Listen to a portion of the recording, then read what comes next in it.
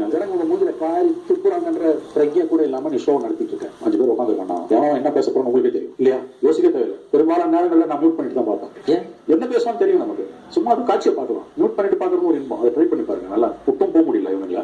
ஒவ்வொருத்தருக்கும் ஒரு ஒப்பீனியன் இருக்கும். அது கரெக்ட். ஒவ்வொருத்தருக்கும் ஒரு ஒப்பீனியன் இருக்கும். ஆனா இவனுக்கு இந்த ஒப்பீனியன் தான் இருக்கும். உங்களுக்கே முதல்ல தெரியுதுன்னா அது என்ன ஒப்பீனியன்? ஜனங்களோட மூஞ்சில காரி துப்புறாங்கன்ற பிரஜை கூட இல்லாம நீ ஷோ நடத்திட்டு இருக்க. சொன்னா போகும் எந்த நிலைமையில இருந்து நீ பார்த்தா இருக்காரு உன் நிலைமையில இருந்து நான் பார்த்தானே தான் உண்மை இல்லையா?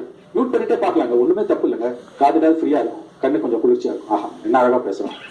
நீ என்ன பேசுவோம்னு எனக்கு தெரியும். இன்னொன்னு அந்த 5 பேர்ல யார் திமுகவுக்கு எதிராக பேசுறாங்கன்றத நீங்க ரொம்ப ஈஸியா கண்டுபிடிக்கலாம். எப்படின்னா திமுக ஆதரவா 3 பேர் பேசும்போது ஆங்கர் பொதுவா தலையிடவே மாட்டாங்க. அவங்க 8 நிமிஷம் 10 நிமிஷம் கூட பேசுவார். ஆங்கர் ஜஸ்ட் ஒரு தடவை தலையிட்ட ஆச்சுட்டு 8 நிமிஷம் ஒருத்தர் பேசுவாங்க. ஆனா திமுக எதிராக ஒருத்தர் பேசுறாங்கன்னா 3 நிமிஷம் அவர் பேசுறாங்கன்னா 30 தடவை ஆங்கர் தலையிடுவார். நீங்க அதை மியூட் பண்ணி பக்கத்துல கண்டுபிடிச்சணும்.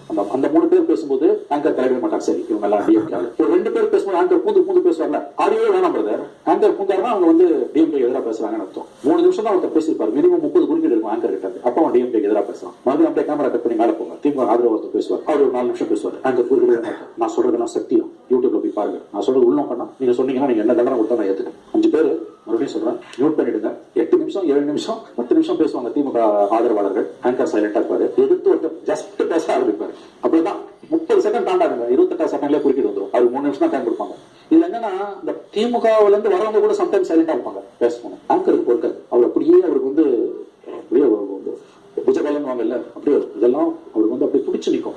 காப்பாற்றுறாங்க. நான் சொல்ல 3 நிமிஷம் 30 குறுக்கிடுங்க. நீங்க எல்லாத்தையும் மியூட் பண்ணும்போது மியூட் பண்ணி பார்த்தாலே